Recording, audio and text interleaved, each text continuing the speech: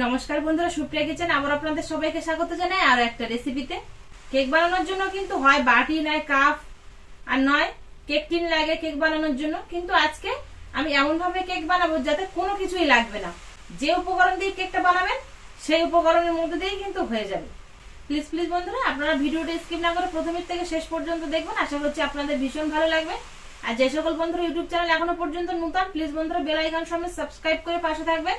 আর Facebook page থেকে দেখলে পেজটিকে ফলো করে পাশে থাকবেন। কেক বানানোর জন্য এখানে আমি দুটো পাকা আম নিয়েছি। আমগুলো একটু গোল গোল সাইজ দেখে নিয়েছি, তাহলে খুব ভালো হবে। প্রথমে আগে কেকের ব্যাটারের জন্য একটা আলাদা পাত্র নিয়েছি, এর মধ্যে ব্যাটারটা বানাতে দেবো। আলাদা পাত্র নিয়েছি, এই পাত্রের মধ্যে মাপ করে আমি 1 ডাবর সুজি নেব, দিয়ে দেবো 1 চিমটি লবণ। আর ওর মধ্যেই আমি মাপ করে আবার 1 ডাবর মতো দুধ দেবো, লিকুইড দুধ আগে থেকেই জ্বালানো আছে। এইবার এই অবস্থাতেই রেখে দেবো যাতে সুজিটা ভিজে নরম হয়ে যায়।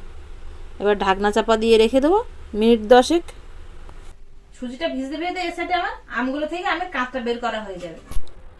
দুটো পাক আম নিয়েছি আমি গোল সাইজে, তবে আপনারা যদি অনেকগুলো দিয়ে বানাতে চান সেক্ষেত্রে অনেকগুলো নিতে পারেন। এবার আমগুলো কিন্তু আমি বেশ মুখের সাইড দিকে বেশ এক সমান করে গোল করে চাকা করে কেটে নেব। একটা ছুরির সাহায্যে এইভাবে কেটে নেবেন লেবেল করে, তাহলে খুব ভালো হবে। এবার ঠিক আস্তে আস্তে এইভাবে উপরের দিকটা এইভাবে খুলিয়ে নেব। আর ছুরির সাহায্যে আস্তে আস্তে কিন্তু এইভাবে আটিটা বের করে নিতে হবে, যাতে খোসাটার গায়ে আঘাত না লাগে বা খোসাটা কেটে না যায়। এবার একটা চামচের সাহায্যে ভেতর থেকে আমের কাঁচটা বের করে নিতে হবে। আমের কাঁচটা বের করার সময় আবার চামচের কানাটা যেন খোসায় আঘাত না লেগে কেটে না যায়। এরকম আমের কাঁচটা বের করে নিয়েছি, আর খুব সুন্দর কিন্তু দেখুন খোলাটা। এবার এই খোলাটা ধুয়ে পরিষ্কার করে এনেছি, দেখুন একদম হাতে আর লাগছে না। এবার এটা জল ঝরাতে সাইডে আলাদা প্লেটে রেখে দেবো। সুজিটা ভিজে বেশ এরকম নরম হয়ে গেছে, দেখুন হাতে নিচ্ছি একদম এরকম নরম হয়ে গেছে।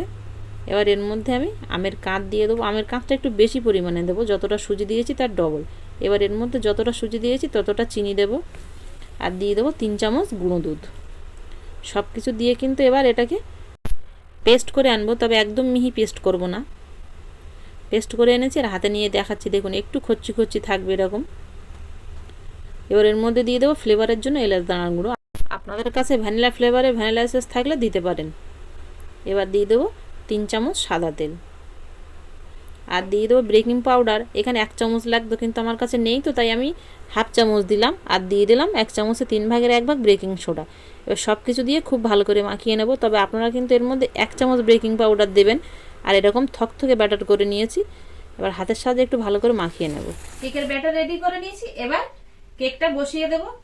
তার জন্য এখানে আটা মাখিয়ে এরকম গোল করে নিয়েছি, আর ছিদ্রযুক্ত থালার মধ্যে বসিয়ে নিয়েছি আটার গোলটা। এবার এর মধ্যে আমি আমের খোলাগুলো দিয়ে দেবো, আর খুব সুন্দর কিন্তু আমের খোলাগুলো এর মধ্যে বসে যাবে, দেখুন। এবার আমের খোলার মধ্যে আমি অল্প পরিমাণে একটু তেল মাখিয়ে নেব। এবার ব্যাটারটা একটা চামচের সাহায্যে এইভাবে ঢেলে দেব। তবে একদম ফুল দেবেন না, কিছুটা যেন ফাঁকা থাকে এরকমভাবে দেবেন, নইলে ওপর দিয়ে আবার কিন্তু উঠে যাবে। কিছুটা ব্যাটার বেশি আছে, তাই আলাদা বাটির মধ্যে অল্প একটু তেল মাখিয়ে নিয়ে তার উপর একটু কাগজ দিয়ে দিয়েছি। তো তাই কাগজের উপরে আর একটু তেল মাখিয়ে দেবো, তাহলে আর লেগে যাবে না। এবার ব্যাটারটা দিয়ে দেবো এর মধ্যে, একটু সেট করে নেব। এবার ওপর দিয়ে কিশমিশ দিয়ে দেবো কুচি করে। আপনারা চাইলে পেস্তা বাদাম যা খুশি আপনাদের হাতের কাছে থাকবে তাই দিতে পারেন, আর নইলে ওইভাবেও বানাতে পারেন। এবারে সাইডে একটা কড়া বসিয়ে জল বসিয়ে দিয়েছিলাম, গরম হয়ে গেছে। তার মধ্যে গ্যাসের স্ট্যান্ড বসিয়ে দিয়ে এবার ভাপানোর জন্য দিয়ে দেবো ঢাকনা চাপা দিয়ে 20 থেকে 25 মিনিট। 20-25 মিনিট মতো হয়ে গেছে, আর দেখুন এটা হয়ে গেছে। বেকিং পাউডার কমের জন্য একটু ফোলাটা কম হয়েছে, তবে কিন্তু খুব সুন্দর হয়ে গেছে, যেহেতু এর মধ্যে কোনো ফুড কালার দেওয়া নেই। এবার নামিয়ে ঠান্ডা করে নেব। ঠান্ডা হয়ে গেছে কেকটা। এবার আপনাদের দেখাচ্ছি যে আমের খোলার মধ্যেও কিন্তু কত সুন্দর কেকটা বসেছে। আর শুধু পাক আম দিয়ে কালারটা দেখুন কতটা সুন্দর হয়েছে, খুব সহজে উঠে আসলো। এবার শুধু এভাবে আমের খোসাটা বের করে নিলেই কিন্তু হয়ে যাবে। আর কতটা সফট হয়েছে দেখুন কেকটা, এতটাই সফট হয়েছে। এবার বাড়ি থেকে কেকটা তুলে নেব। তার জন্য একটা ছুরির সাহায্যে প্রথমে সাইডটা একটু ছাড়িয়ে নেব। এমনি উঠে আসছে, দেখুন।